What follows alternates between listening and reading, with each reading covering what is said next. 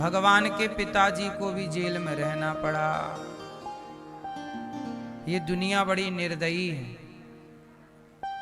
भगवान के पिता को भी नहीं छोड़ती। देवकी वसुदेव जेल में है बेचारे। क्या गुनाह किया देवकी वसुदेव ने?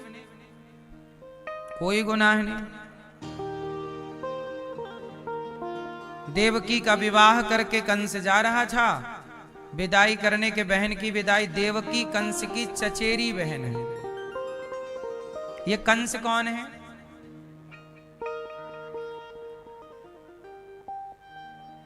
कंस के पिता का नाम है उग्रसेन, है कि नहीं?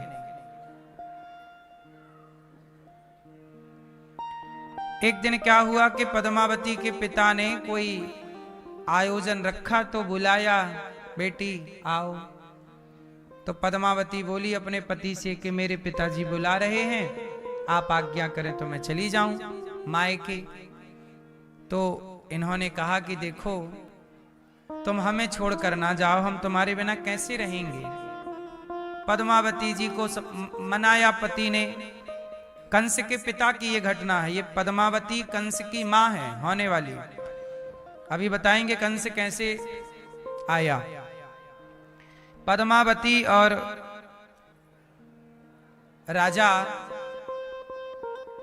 राजा ने रोका, उग्रसेन जी ने, रुक जाओ, मत जाओ हमें छोड़कर। नया नया विवाह था। पवन रेखा और पद्मावती बोली कि पिता बुला रहे हैं, मैं चली ही जाती हूं।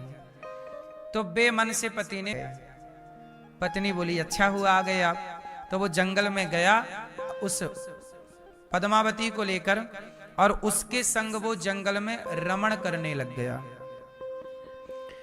और उसके रमण से वह स्त्री हो गई गर्भवती।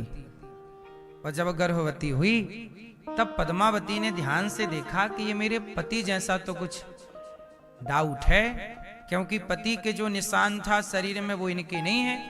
तो पद्मावती समझ गई कि ये कोई छल हो रहा मेरे साथ, ये कोई राक्षस है। तुरंत क्रोध में बोली कौन है तू? तो वो राक्षस के रूप में आ गया, मैं गोविल नाम का राक्षस हूं। क्यों तूने मेरा पातिव्रत बिगाड़ा? तो गोविल बोला, पद्मावती बोली कि मैं तुझे शाप देती हूं। गोविल बोला तू मुझे शाप नहीं दे सकती। क्यों? क्योंकि तूने अपने पति की आज्ञा का पालन नहीं किया, इसलिए तू मुझे शाप देने की अधिकारिणी नहीं है। तेरे पति ने तुझे रोका था, तूने पति की आज्ञा उल्लंघन की और यहां चली आई, इसलिए तू अब शाप नहीं दे सकती। और जो मेरा बच्चा तेरे गर्भ से होगा वो मेरे जैसा राक्षसी होगा। अब लो भैया अब क्या करें? अब ये अपने पिता को सब कुछ बताई जाके कि ऐसा ऐसा हमारे साथ हो गया है। पिता ने कहा ठीक है, पर तुम अपने पति को मत बताना ये सारी बातें।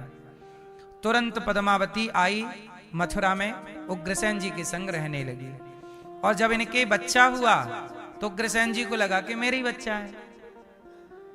वही गोविल नाम के दैत्य का बेटा बाद में कंस हुआ।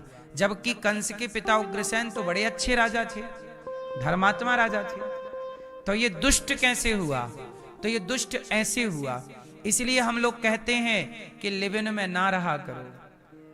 अब ये क्या चाहिए? लिविन ही तो था एक प्रकार का। मजबूत आपका चरित्र होना चाहिए, इतने पवित्र आपके विचार होना चाहिए कि आपकी ओर कोई आंख उठाकर ना देख सके।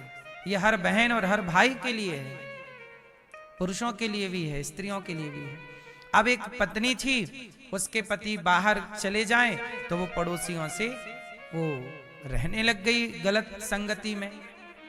उसके पति को पता लगा कि पत्नी मेरी किसी गलत पुरुष के संग, पुरुषों के साथ रहने लग गई है।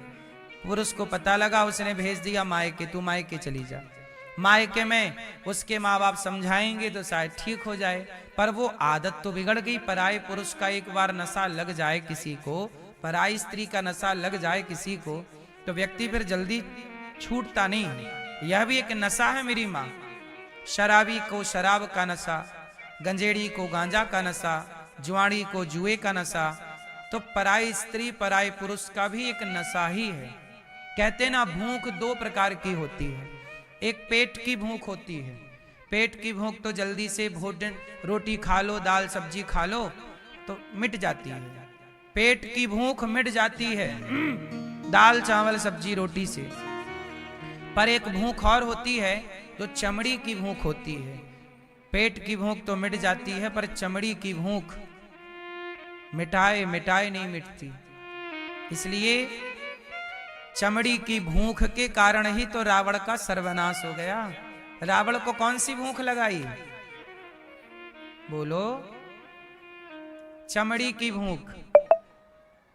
शरीर में क्या है? चमड़ा, चमड़ी ही तो है। आज के लड़के लड़कियां, एक स्त्री पुरुष एक दूसरे के प्यार में पागल हैं। ये प्यार में पागल हैं कि चमड़े के लिए पागल हैं? प्यार तो बहाना है, पागल काहे के लिए है? चमड़ा के लिए। चमड़े की भूख है और यही भूख सर्वनाश करती है, अच्छे अच्छों को गिरा देती है ये भूख। रावण जैसे ज्ञानियों को सर्वनाश के घाट तक पहुंचा दिया इस भूख ने। इसलिए कहता हूं, अपनी पत्नी में खुश रहा करो, अपने पति में खुश रहा करो, पराई स्त्री पराई पुरुष को मत देखना। उदाहरण आप समझो ना, 100 भाई थे, एक भी नहीं बचा। इनके जितने बच्चे थे सब खत्म। गलती एक दुर्योधन की थी और सजा 99 निर्दोष भाइयों को मिली। और 99 भाइयों के 1-1, 2-2, 4-4 जो बच्चे रहे होंगे सब मारे गए। धृतराष्ट्र जी जब मरे तो उन्हें कोई चिता पे आग लगाने वाला नहीं बचा। 100 बेटे थे ना, 100 बेटे धृतराष्ट्र के, 100 बेटे थे तो बेटों के बेटे कितने रहे? 100 के आप 2-2 भी मानो तो 200 हो गए। किसी के 4 थे, किसी के 3 थे, किसी के 5 थे, किसी का 1 था। लेकिन देखो, गलती एक दुर्योधन की, नाश सबका। गलती एक रावण की, ना बंधन से वह प्राणी मुक्त हो जाता है जो भगवान को लेकर चलता है। इसलिए कहता हूं कि आप लोग भी भगवान को आगे करके चला करो।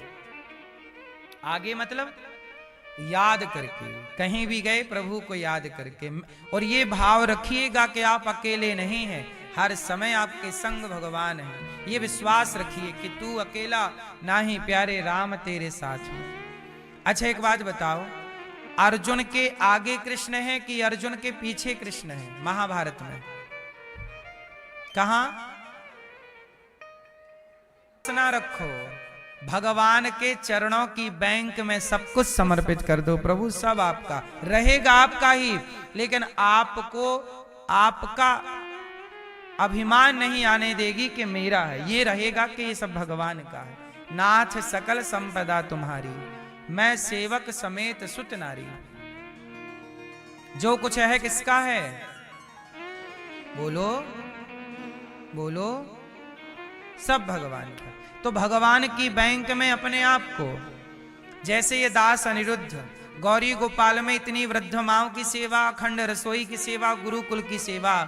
आपको बताऊं, रोज मैं ये दास अनिरुद्ध यहाँ का पूरा रोज का हिसाब किताब गौरी गोपाल का, ऊपर जो मंदिर में लक्ष्मी नारायण भगवान विराजे हैं ना, यहाँ के मालिक वही हैं और यहाँ का पूरा हिसाब किताब वही संभालते हैं, वही लेते हैं, वही देते हैं। हम तो उनके नौकर हैं। उनकी कथा सुनाकर आपसे निवेदन कर देते हैं कि वृद्ध माओं की सेवा में सहयोग करना है, किससे कराना है, क्या कराना है, ये निर्णय भगवान लेते रहते हैं। यदि आपने गौरी गोपाल के लिए 1000 रुपए, 5000 रुपए, 10,000 रुपए यदि सहयोग किया है तो आप ये समझ लेना कि आपसे भगवान ने कहा है मन में कि कर लो सहयोग। यहाँ तो आपसे भी ईश्वर ने करवाया कि नहीं? बोलो। तो भगवान की प्रेरणा के बिना आप तो कुछ करते नहीं हो ना मेरी माँ। तो भगवान को ही करना रहता है यहाँ का सारा काम। इसलिए गौरी गोपाल का सारा काम स्वयं लक्ष्मी नारायण भगवान ही करते हैं। वो अपने भक्तों को प्रेरणा देते हैं आपको हृदय में प्रकट होकर बोल देते हैं कि भाई आप भी सहयोग करो, और आपके अंदर प्रेरणा होती है और आप करते हैं। तो जिसने आपको कहा करने के लिए वो कौन थे? आपने